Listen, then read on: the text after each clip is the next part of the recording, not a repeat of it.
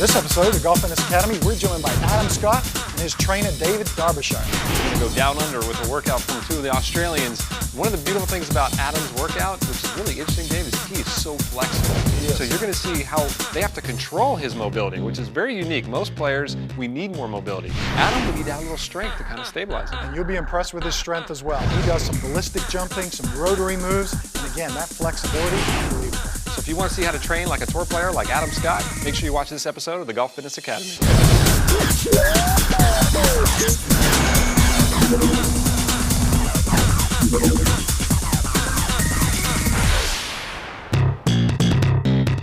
Hi, and welcome to the Golf Fitness Academy. I'm Dave Phillips. And I'm Dr. Greg Rose. We got a special treat for you today. We're joined by PGA Tour player Adam Scott. Adam, thanks for coming. Thanks, man. And your trainer, Dave Derbyshire. David, good to see you. So, Adam, there's this trend on the PGA Tour where players are understanding the importance of fitness, and you're hiring your own guys, like Dave, no exception. How long have you guys been working together? Yeah, this will be our 5th year now, so we've had 4 pretty successful years together, and Dave's managed to keep me out there playing injury-free now, so he's done well. Awesome. Well, Dave, so take us through, how do we start? What's the first thing you do with a workout with Adam? Well, we might do some exercise that we do pre-routine, sort of before as a warm-up. So I'll show you 3 of our little exercises that we do. The first one is what we call a 4-point setup, and we use it as an activation exercise. Most people that you see will probably be a bit arched through their spine, so they'll sit up high. We want to try and keep him in a pretty good position, especially, and this relates to obviously setup position, you know, to have a nice spine.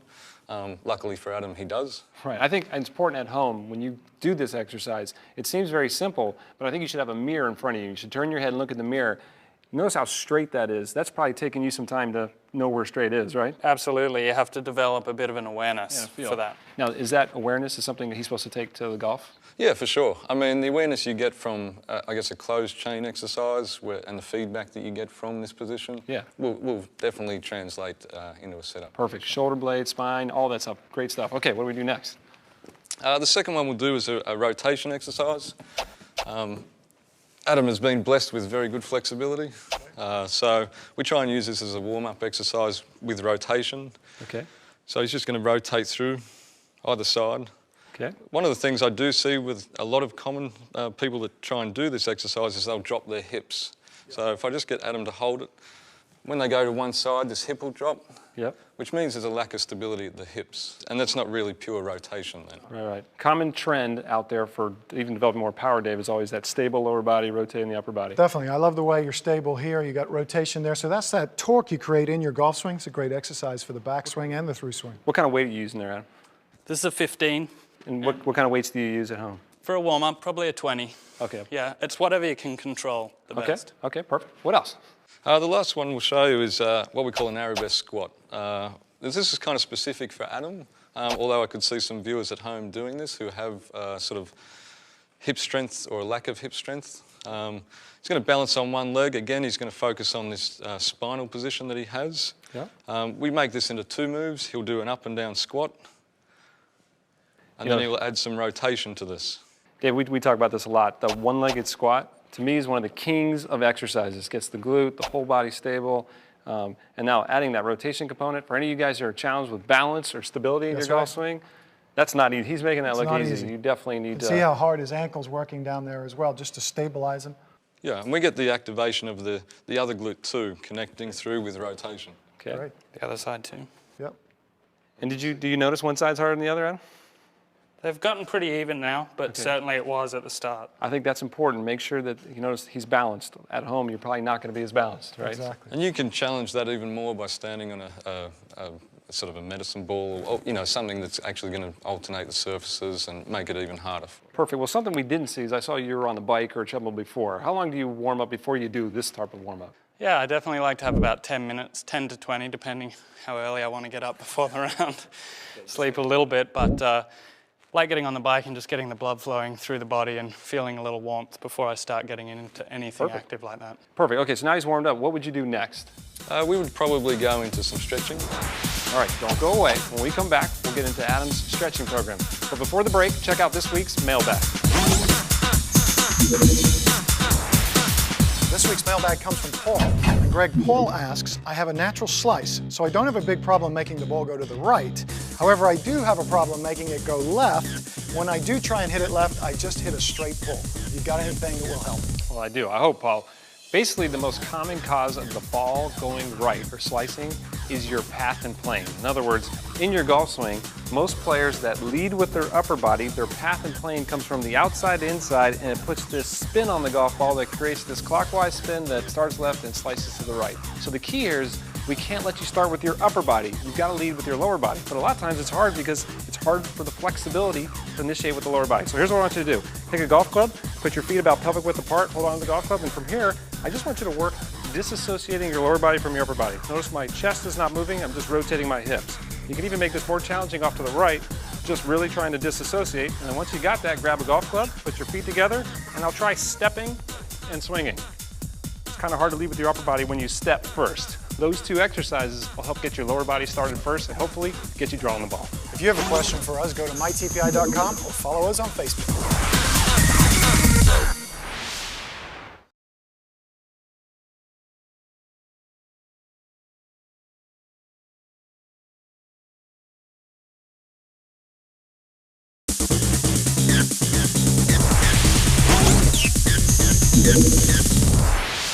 Here's a little tip for my senior golfers to help you hit that driver a little bit further. So a lot of times, as we get a little bit older, we tend to lose some mobility in our hips, and that causes the inability to turn properly. So what I want you to do is in your setup position, I want you to make a little modification. When you get in your setup position, I simply want you to drop this foot back and fan it open slightly. What that's going to do, it's going to open up that hip. Now all of a sudden you're going to feel like you can make a bigger turn on the backswing. Now on the downswing, make sure you lead with those hips and you'll come down from the inside and you'll be able to smash that driver a few extra yards. Welcome back to the Golf Fitness Academy. We're here with Adam Scott and Dave Derbyshire. Guys, in the first segment, we went through Adam's warm-up and you said we were going to hit flexibility next. What are we doing? We traditionally have a little flexibility routine or a stretching routine that we do, and we've sort of narrowed it down to an X amount of exercises. And it's a very simple routine, and we can get through it very quickly. And it's a partner routine. You're going to help him stretch. Correct. So at home, if you've got a partner there with you, grab your partner, get on the ground. Here we go. Okay. The first stretch we're going to do is a hip flexor stretch. So stretch out the front of the hip. My knee's going to be here supporting him, and it actually aids in me getting a greater stretch out of the front of the hip already. Got it. That's real important. That hip flexor right here, it affects your posture, your pelvic position in your golf swing. Well, and check this out. Now, I'll tell you right now, a lot of you at home are not going to have that range of flexibility. Don't push it. Take your time, develop that flexibility. Adam, you've always been pretty flexible, right? Pretty flexible, yeah, and we just work really hard on controlling it, maintaining it. Right. You've got the opposite problem most people have. So that's true. But again, hypermobility can be just as big a problem as hypomobility. Okay, what's next? We're going to do an assisted hamstring stretch. Okay. And this is sort of where we go to the ground now with all of our stretches. Okay. So I'm just going to get Adam to push against me. And again, all I do is resist, and he's trying to be the active person in the stretch. So it's so important to get flexibility in your hips. And the hamstring is one of those big muscles, Dave, that can affect your ability to hinge your hip. And you think about this, leg coming up is the same as you bending forward in your posture. Absolutely. So how important is posture? Very important posture. You want that hip hinge, that ability to load into the hips. So warming those hips up and creating some good flexibility, very important. Okay. From there, we'd go to piriformis, or deep muscle, in the hip, glutes as well. Obviously play an important role. Absolutely. So now these are the muscles that help rotate the hip, which again, very, very important. And again, Adam's showing off here on his flexibility. That's really, really good. And we do another one as well. We have a combination with this. Okay, now we're even getting the back of the hip. The lead hip in golf too, you want to do both sides. Trail hip and lead hip. Obviously, Dave would do both sides here. So important in golf to get that internal and external rotation in the hip. And then we'd look at the inside of the hip. So we're just going to drop that straight out. That's now external rotation. Definitely helps affect your ability to maintain posture in your backswing. Yeah. And now we go to where Adam is really good, is rotation.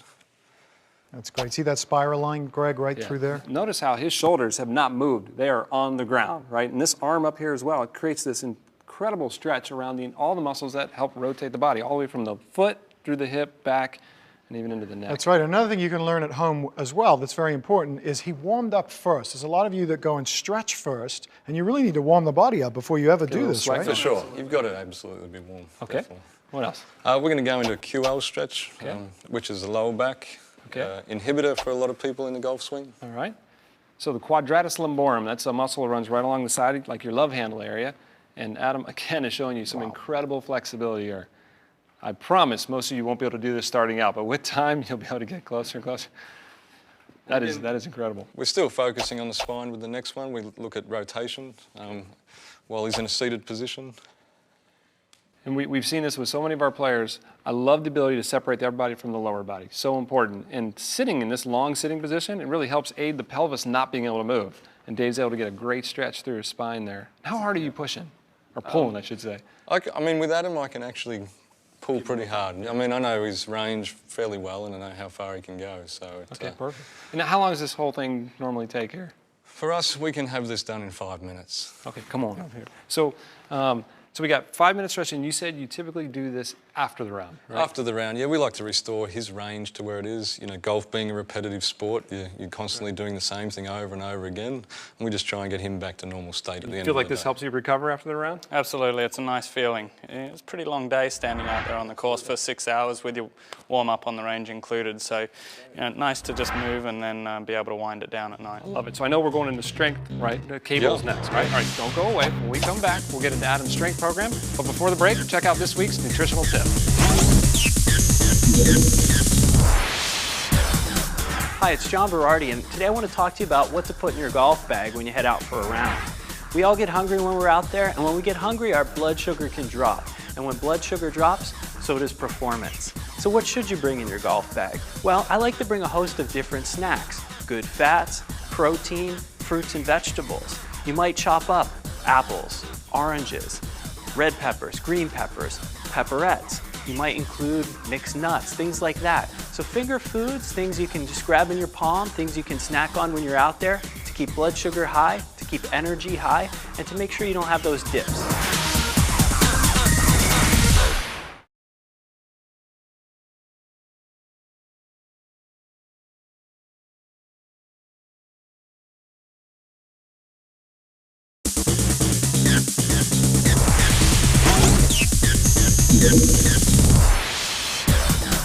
Hi, I'm PGA Tour player Kyle Stanley. This is something I do in my warm-up before my rounds of golf.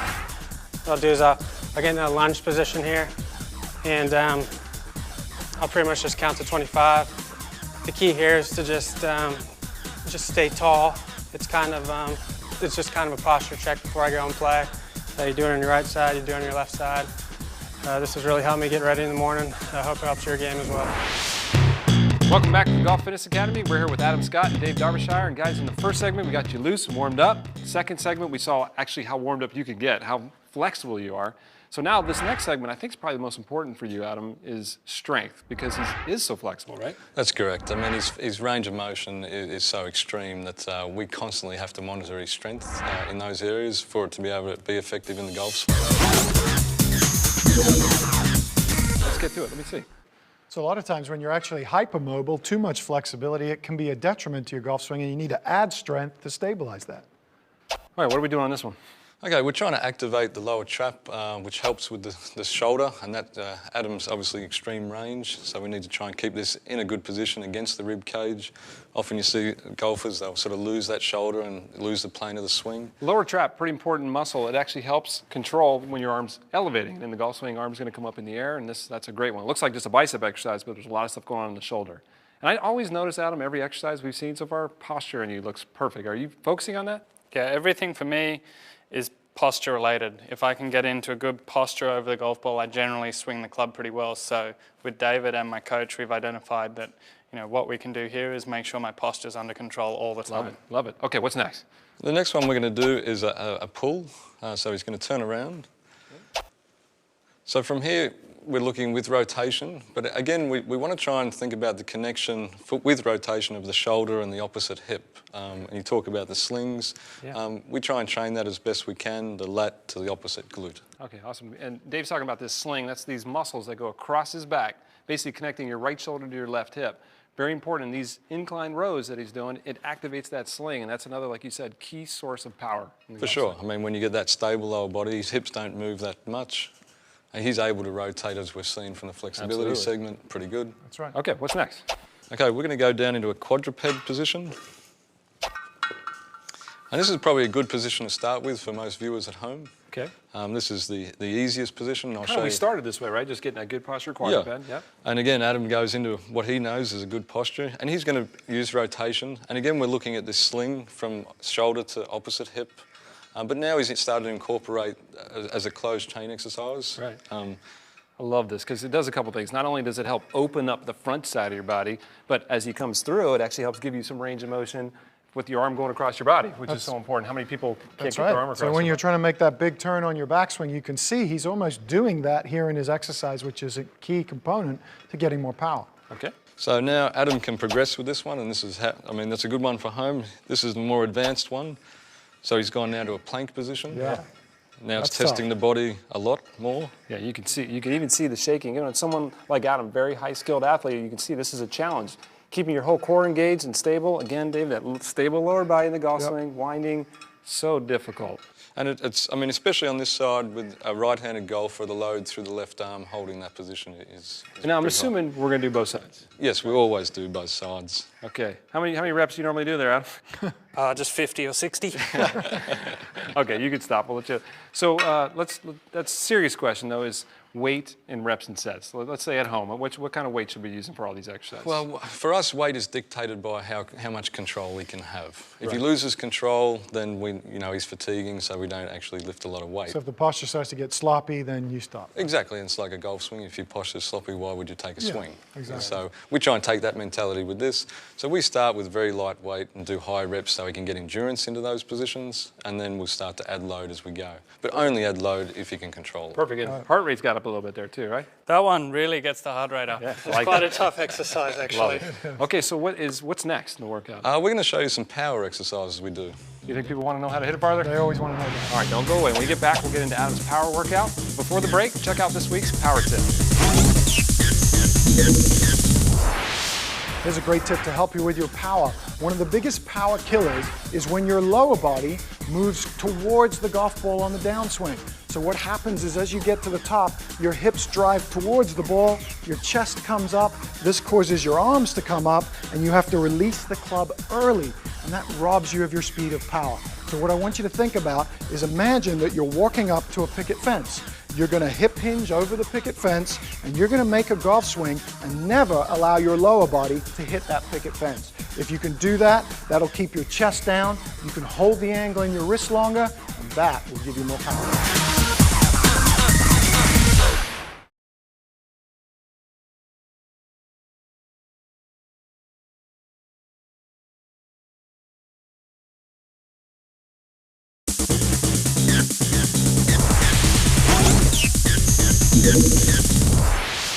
This week's Junior Spotlight is all about flexibility and stretching.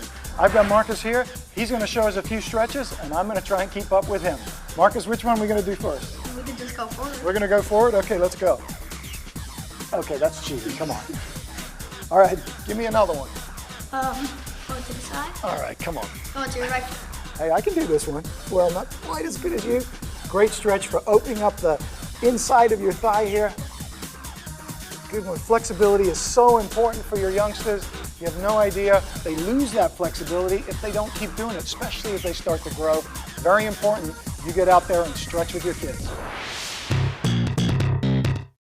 Welcome back to the Golf Fitness Academy. We're here with Adam Scott and Dave Derbyshire, and guys, we're at the end of the workout. So we're talking power, right? Yeah, pretty much what everyone wants to know, or know how far he hits the ball.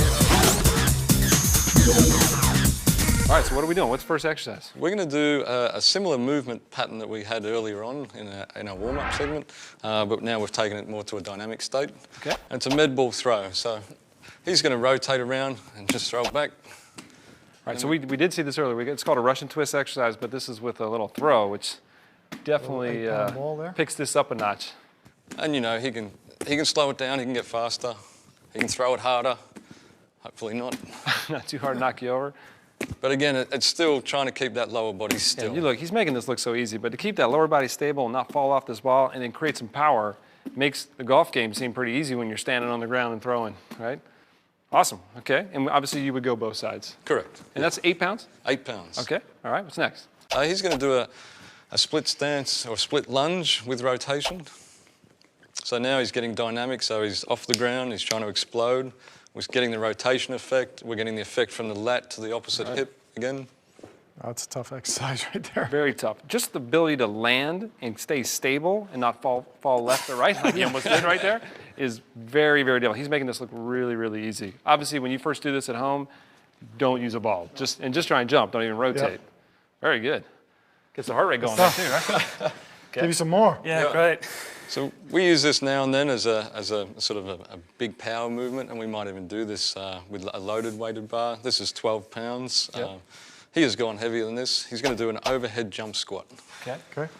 And again, he's trying to get that off the ground, get that explosiveness. And obviously, you could start with just a golf club if you wanted. Perfect. Again, soft landing. Love that. And he's trying to touch the rim, right? He's jumping. Yeah, He's exploding. he's trying to get up there. Wow. This sort of gives him his big lower half. Yep. You know, he's strong down there. All right. All right, that's about enough. And How many normally do? we usually do sets of 5, but you know we might do 4 or 5 sets of those. So we do a fair amount, but give him Get a the break. power, but not make it to the point where the legs are jello. Exactly. Yeah. Okay. All right. Got one more? One more, and this is an arabesque position. We saw this one earlier too. We saw this one earlier, and now we've just taken again to a dynamic state, and he's going to throw the ball. So get nice and stable here. Make sure you're firing your core. He's probably Alan, a little fatigued. You do better than that. Again, we've just got the rotation now, and again, when he gets good, he can really be explosive with this and throw it quite hard. Just the ability to stand on one leg is difficult right. for a lot of people, but then be able to create the explosion, especially after the exercise he just did, with those legs kind of cooked. And then he's back in that great posture position too. They're cooked. That's okay. That's okay. Let's try that bit. No, you're good. Come on back. Okay, so in a workout, I think this is a good thing to bring up, is that, hey, once your form breaks down, you're done, right? For sure, and that's so important for golfers, you know, hitting the ball, training, everything. Just keep good form. When it disappears, stop. That's right. Right. And then again, at home, if you're doing this at home, you can start with no ball, just getting into these positions, and then you can see it gets a full power workout, cardiovascular workout, strength workout. That's why I love it. Yep. Well, Adam, Awesome. I really appreciate you Thanks coming. very much for having us, guys. Great stuff. Appreciate Won't it. make you do that one again. Appreciate it. Thank goodness. Hey, thanks so much. Hopefully you've enjoyed the exercises you've seen here on today's show. If you'd like more information on them or to find yourself a TPI certified expert to actually help take you through things like this, then go to mytpi.com and we'll see you next time on the Golf Fitness Academy.